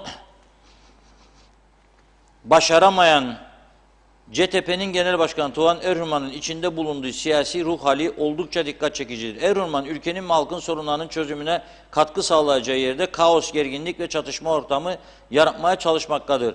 Psikolojide takıntı olarak tanımlanan bir ruh haliyle sürekli olarak gerçek dışı ve yalan iddialarla Sayın Cumhurbaşkanımızı hedef almaya devam etmektedir. Erhürman'ın genel başkan olduğu CTP tarafından yapılan açıklamada Sayın Cumhurbaşkanımızın müdahale sonucu seçildiği iddia edilecek kadar ileri gidilirken Sayın Cumhurbaşkanımız istifaya çağırmaktadır. İleri sürülen bu iddialar ile yapılan istifa çağrısı gülünç olduğu kadar kabul edilemezdir. Erhürman, Sayın Cumhurbaşkanımız seçimde halkın özgür iradesi sonucunda %52 oy aldığını unutmuşa benzerken halkın iradesine büyük bir saygısızlıkla, halkın iradesine de büyük bir saygısızlıkta bulunmaktadır diyor. Onun da devam eder gider. Bunlar güzel şeyler. Yani bunlar var iken karşılıklı bunları yapmaya ne gerek var da ben düşüneceğim elektrikmiş bir diyormuş da 1,5 ay sonra tam duracakmış, benzin atmış atmamış falan filan. Boş ver. Boş ver. Vatandaş benzin koyamıyor aracına. Bazıları bana diyor ki hala yollarda vızıl vızıl araba var. Ben bakıyorum. Eskisi kadar değildir. Kiralık arabalar çoktur. Onların çoğu da Afrikalılarındır. Onlar da paraları nereden bulduğunu 7 kat yer altındaki insanlar bile bilmektedir. Var mı tedbir? Var mı çözüm? Yok. Günlük işler, boş ver onları. Biz mi uğraşacağız? Ama polis dün 2 kişiyi, bu Diyalog gazetesi de çok yaramaz gazete oldu. Hep bunları yayınlar. Güneyden uyuşturucu ithal ederlermiş da satarlarmış burada. Tabii markada kıyafetler var ha arkadaşlarda. Üstlerinde tişörtler, gömlekler falan. Polis baskın düzenleyince gördü, polis geldi, bir tanesi balkondan atlamaya kalkmış. Bu da polis daldı üstüne. Enteresan fotoğraflar gördüm ben. Maşallah aslan gibi polislerimiz ama 4 tanesi 2 tane bu Nijeryalı'yı zor zapt etti. Zor zapt etti. İnanamazsınız. Ezilip elenir polisler ya. Arada çürümüş elmalar çıkabilir, dün de söyledim. Polisimize hakkını vermek lazım. Polisimiz her şeye rağmen iyi işler yapıyor. Yanlışlar da vardır, iyi de vardır. Yanlışların bazıları yasalardan kaynaklanır. Nedir? Patates geçirmiş adam, tutuklar kendini polise mahkemeye götürür, dava okur. Ne dava okuyacaksın? Keseceksin cezasını, bırakacaksın gitsin. Güneyde öyledir, başka ülkelerde öyledir. Silah kaçırmıyor, uyuşturucu kaçırmıyor. Yani yasa öyle emredermiş de o da onu yapar. Yok. Patatesler'de Erol Canseç dün paylaştı, konuşamadık. Bunun üzerine küsecek de bana Erol Canseç. Bizde diyor 36 diyor dün gönderdiği fiyat bana. Bugün bilmem. 70 sent da diyor güneyde çekti, fotoğrafını da yolladı bana, 70 sente aldım diyor. Altın gibi de patates gördüğünüz gibi. 70 sent ne eder? 1 euro olsa 17, 17,5. 70 sent 15 civarı. 15 nerede? 36 nerede? Yani sorarım, o patates getiren adamı tutuklayanlar teklif etsen kendine 15 lira patates yok diyecek. İsteyecek. Geçim dünyasıdır bu. O yüzden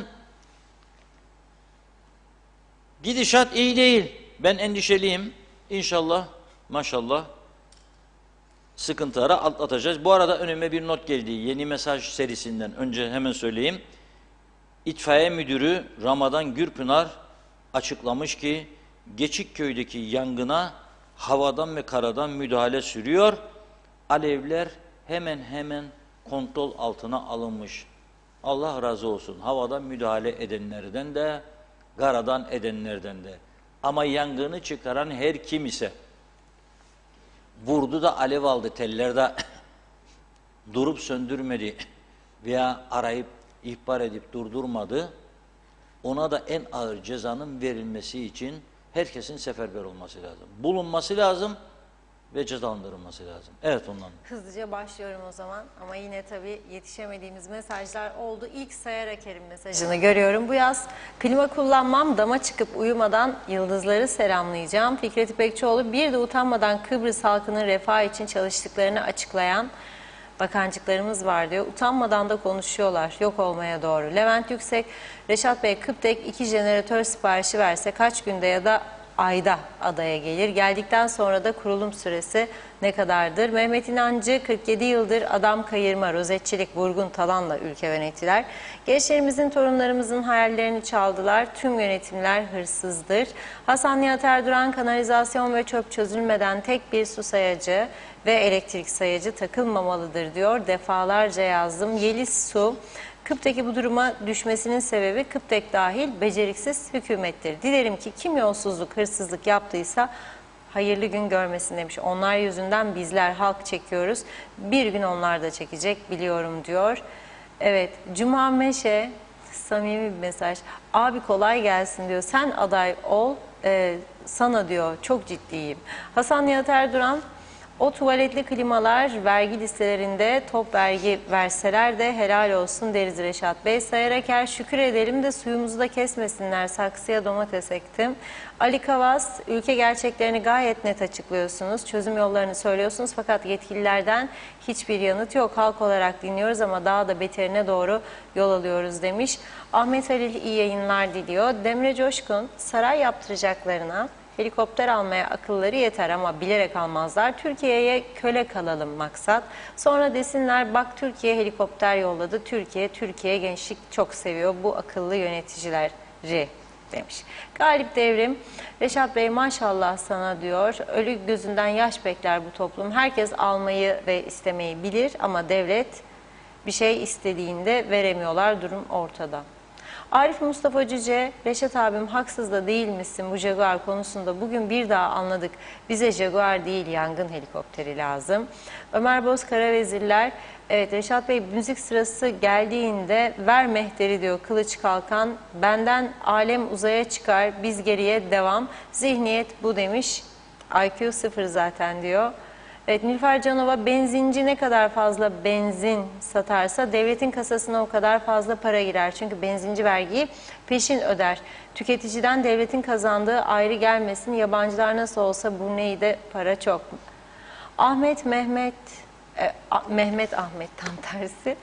Ben emekli diş hekimi Mehmet Ahmet. Ayda 240 liraya mahkum edildim. Mausa'da 40 sene özel muayenede diş hekimliği yaptım yazdı. Ali Kavaz, bu durumdan çıkış yolu Cumhurbaşkanı olağanüstü durum ilan ederek ekonomiye çözüm bulması gerekmektedir diyor.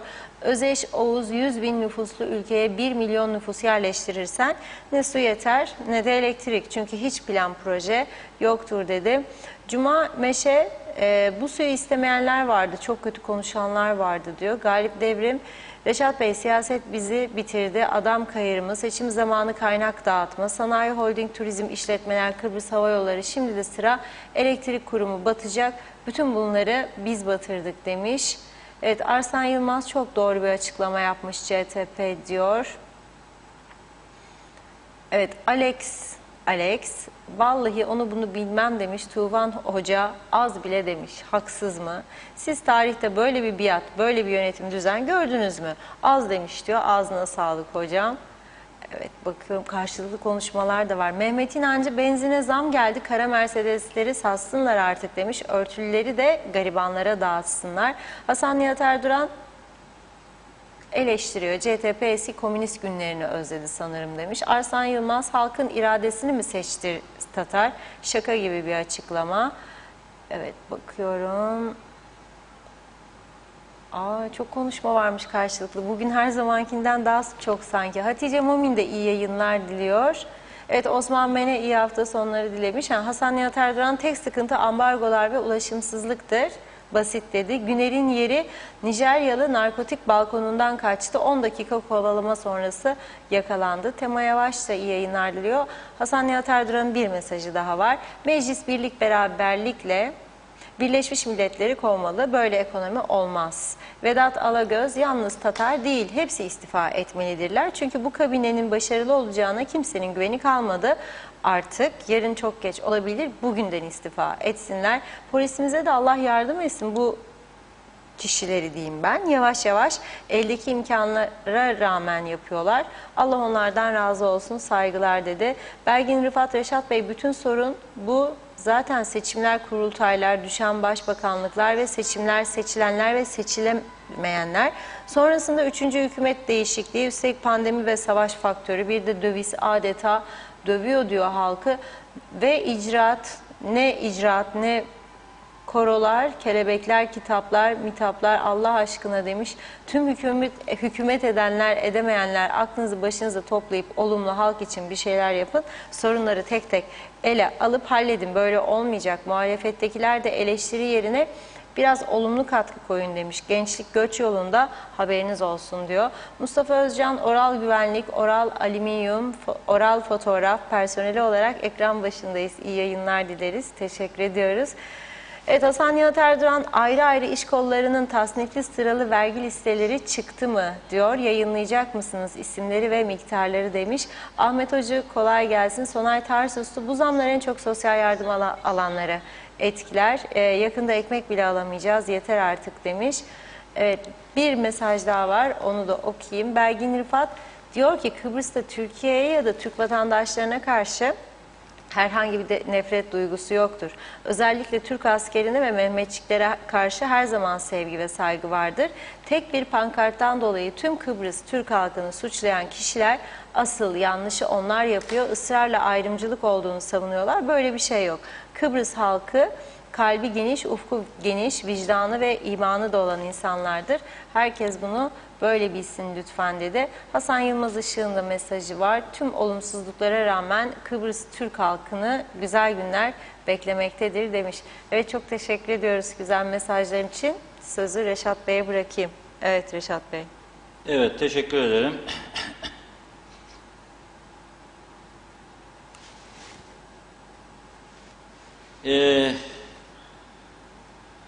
Eleştiri de olacak. Ben eleştirilere tahammüllü bir insanım, saygılıyım. Doğru ama vatan millet Sakaryacılar var bazıları ki ben onlara vatan millet dersi verebilecek kadar çok vatanıma hizmet ettiğime inanıyorum. Yangın varmış da ben de şey derdindeymişim, manastır. Evet, evet, caminin de derdindeyim güneydeki. Onu da tamir etmelerini isterim bir şey olduğunda. Onun burada olanı da tamir etmek isterim. Şu anda da benim kontrolümdedir. Evet, isterim. Ne var bunda? Yangın derdinde. Yangının sorumlusu da sahte milliyetçiliktir be abi. Bunu da konuşalım artık ya gelmediğimiz zamanı. Bu yangınların sorumlusu 200 bin insanın evini, malını, mülkünü har bulup harman savuran, dağdan peşkeş çeken, milyarları götürenler da bir tane yangın aracı bile alamayanlar değil midir? Kiminle konuşuyorsunuz ya? Kimi kandırıyoruz burada?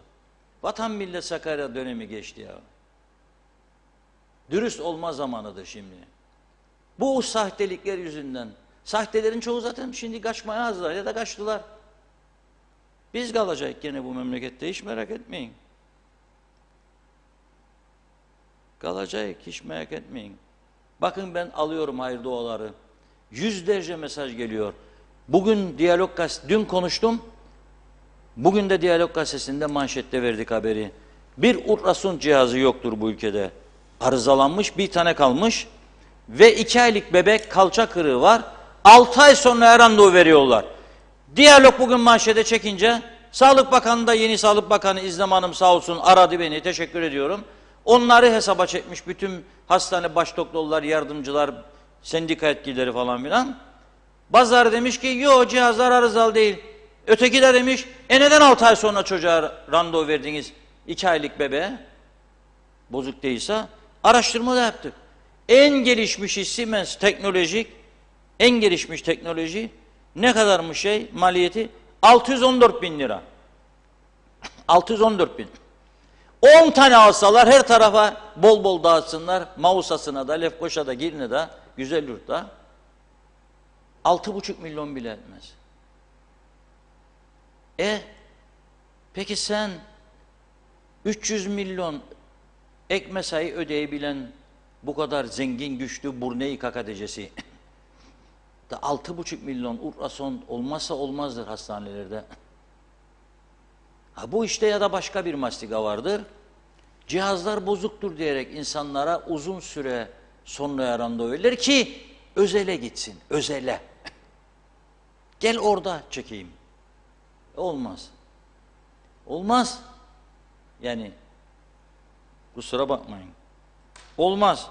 Ben bunu bir vatandaş olarak kabul edemem.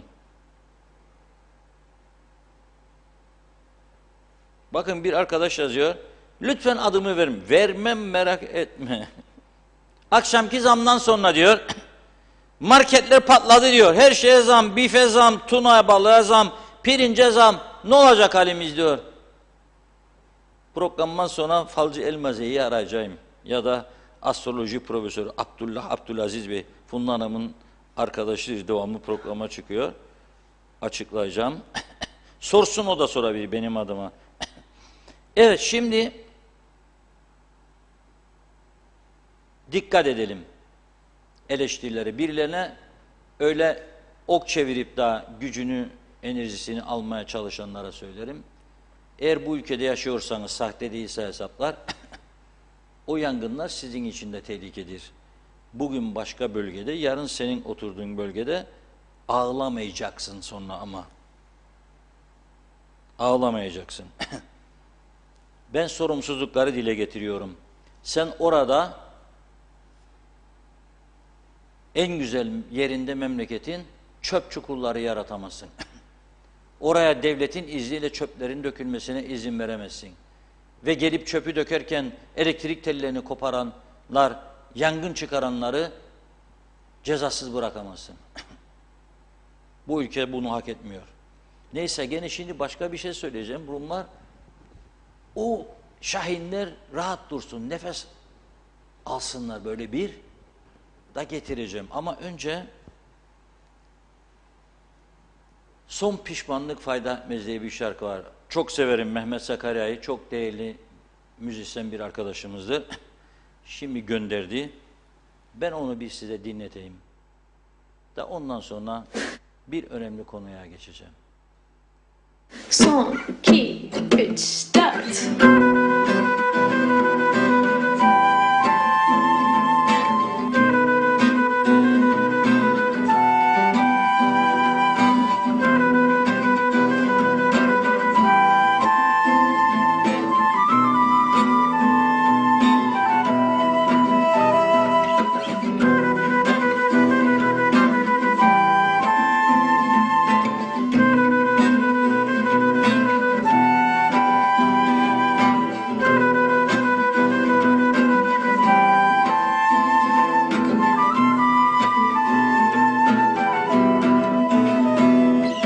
Git ona git benden, selam söyle, selam söyle. Aramasın artık hiç beni öyle, beni öyle. Git ona git benden, selam söyle, selam söyle. Son pişmanlık fayda etmez, git ona söyle. Git ona git benden, selam söyle, selam söyle. Aramasın artık hiç beni öyle, beni öyle. Git ona git benden, selam söyle, selam söyle. Son pişmanlık fayda etmez, git ona söyle. Onun burnu kaftanında, söz söylenmez yanında. Kendini beğenmişin biri, oh, oh. Onun burnu kaftanında, söz söylenmez yanında. Kendini beğenmişin biri, oh, oh, oh.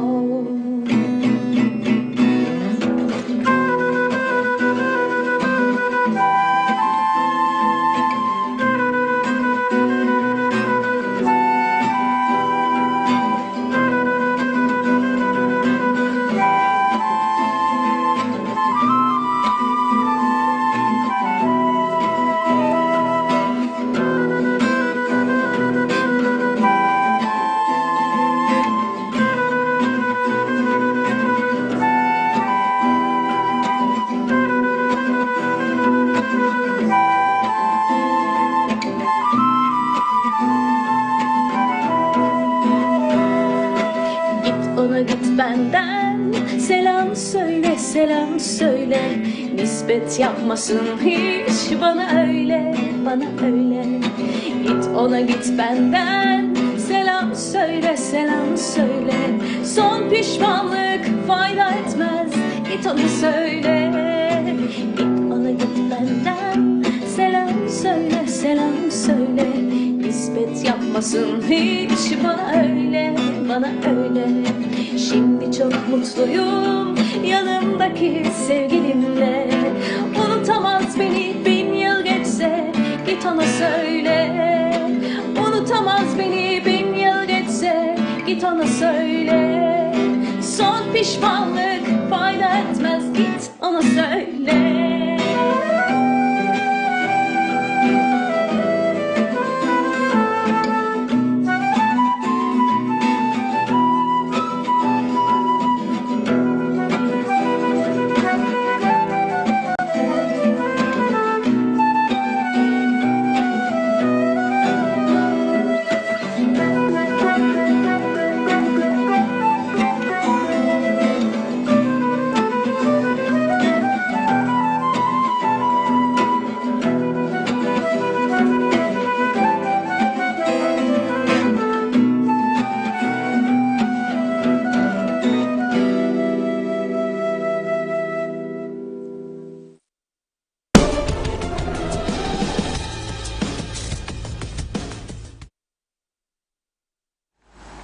Şimdi önce bir fotoğraf gelecek. Teknecik bölgesinden teşekkür ederim gönderen izleyicimize. Nasıl bir zehir çıktığını görmek açısından son derece önemli. Arkadaşlara gönderdim rejiye. Fotoğraf geliyor.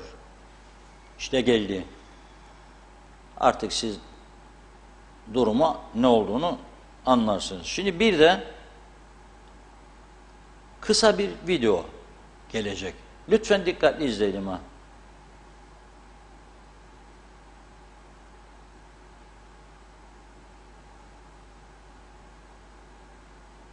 Sesli verelim. Sesli verelim.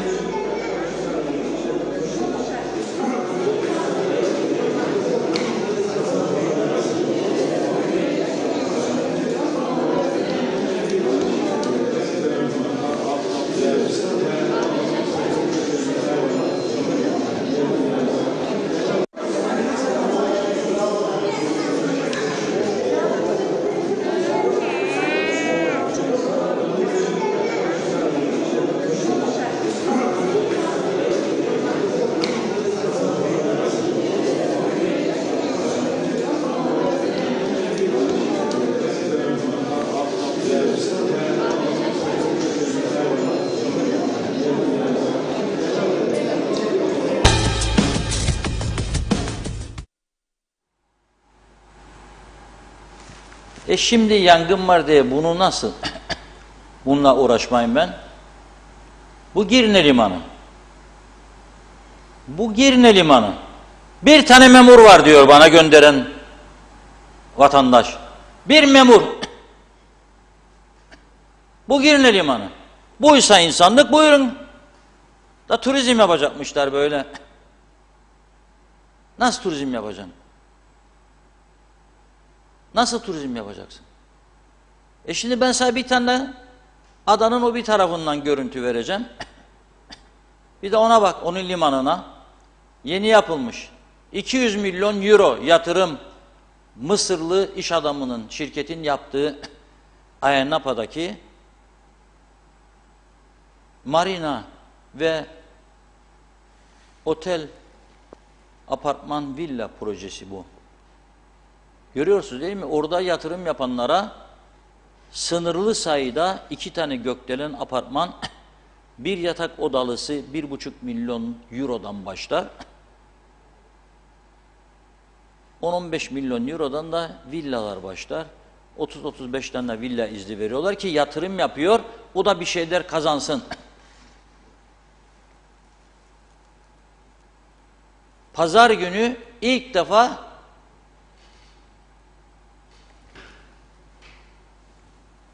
kurvaziyer gemi geliyormuş. 200 yolcusuyla, küçük kurvaziyerdir bu diyor. 200 yolcusuyla Turizm Bakanı, onlar da müsteşardır. Ama anlaşılsın diye söyleyeyim. Turizm Bakanı'nın, belediye başkanı, bölge yetkilileri, turizm yetkilileri hepsi o kurvaziyer gemisini karşılamaya gidiyorlarmış. Tören düzenliyorlar. İlk gemi. Turizme umut bağladılar. Turizme gelecek bağladılar. Yatırımlara umut bağladılar. Yatırımlarla gelişiyorlar. Şimdi güneye muhtaç olduk madem ki bunları yıkacak mıyız? Yani biz gidip oradayız. Stratejik durum, liman verildi Rumlar. Rumlar bunu verdi. Mısırlı'ya verdi üstelik. Nasıl ya o şimdi gidip biz yıkacak Mısırlı'nın limanını? Ne topuzlar işleyecek bilirsiniz çözüm olunca. Ne topuzlar işleyecek, ne topuzlar. İnanamazsınız. Hak ettiği gibi yaşar her toplum. Her toplum nasıl hak ediyorsa öyle yaşar. Biz de bunu hak ediyoruz. Evet Funda Hanım. Son mesajlar. ve tamamlayalım. Son Bayağı 3-4 tane mesaj var, onları aktarayım. Leyla Göçmen Ahmet'in mesajı, çok üzüldüm. En güzel yerlerimizden bir tanesi. Sonunda çöplüklerin, pisliklerin içinde yok olup gidecek. Reşat Bey yıllardır uyarıyor. Kimse dinlemiyor, bir şey yapılmıyor. Koruma yok, dikkat yok. Gün gelecek nefessiz kalacak. İyi ki askerlerimiz ve duyarlı vatandaşlar var. Allah yardımcımız olsun demiş Leyla Hanım. Zeki Açar, inşallah bu hükümet seçimlere kadar devam edecek. Boşuna beklemeyin. Erol Canseç, sizin milliyetçiliğinizden şüphesi olanın aklından şüphe ederim yazdı. Tuncel Leyla Bayramoğlu, Sayın Cumhurbaşkanı'nı, Başbakanı ve bakanları makam arabalarından inip kendi araçlarına benzin koyup işe gitmelerini tavsiye ediyorum. Belki halkı daha iyi anlarlar. Mehmet İnancı, Reşat Bey, anlayana sivrisinek saz, anlamayana davul zurna az diyor. Çağatay Doner, baştakiler özel hastanelerden yüzdelik alıyorlar. Bundan dolayıdır ki devlet sağlık sistemlerine hiçbir yatırım yapmıyor. Hasan Nihat Erduran, Toma tipi yangın müdahale araç alımını iptal ettirenlere yazıklar olsun. Memleket yine yandı. Keyiflilermiş şimdi demiş. Gaye Kök, evet, kaçıyor, mesajlar geliyor. Evet, Singapur olacaktık, kruz gemileri gelecekti, bizim işimiz hep havacıva demiş. Hayaller başka, gerçekler ortada. Demre Coşkun, büyüklerimizin bizlere melek olarak tanıttığı şeytani rejim, şeytani rejim partilerin diyor, partilerini desteklediğimiz için ülke ve gençlik bu durumdadır. Gençlere sesleniyorum, okuyun, araştırın, bu çarpık düzenin çarkını ancak akıllı gençler kırabilir. Sakın ama sakın demiş, büyüklerinizin dediklerine bakmayın, rejim partilerine yönelmeyin diyor. Evet, son mesaj Hasan Nihat Erduran, ulaşımsız ambargoluyken turizm yapılamaz demiş, meclis uykuda hala da dedi. Evet, çok teşekkür ediyoruz mesajlarınız için. Evet Reşat Bey, sizin son olarak eklemek istediğiniz. Evet, ben de çok teşekkür ediyorum. İnşallah bu yangın felaketini atlatırız. İnşallah, maşallah başka yangınlar olmaz. Ama bu kadar her tarafın çöplük olduğu bir ülkede çok hazırlıklı olmak lazım yangınlara karşı. Ben yetkilileri, tüm ilgilileri ve belediyeleri göreve çağırıyorum bu konuda. Bir an önce bu yollara, ovalara, yerleşim merkezlerine bırakılan çöpleri kaldırsınlar ve denetim altına alsınlar ülkeyi. Eğer bu çöpler temizlenmez, bırakılırsa kuru otlar, daha çok üzülürüz diye düşünüyorum. İnşallah tedbirlerini alırlar ve yangınla söndürülür. Pazartesi günü güzel haberlerle birlikte oluruz inşallah, maşallah diyerek veda edelim. Biz de size teşekkür ederek programımızı noktalıyoruz. İyi, güzel bir hafta sonu geçirmenizi diliyorum ben de. Yeniden görüşünceye dek hoşça kalın.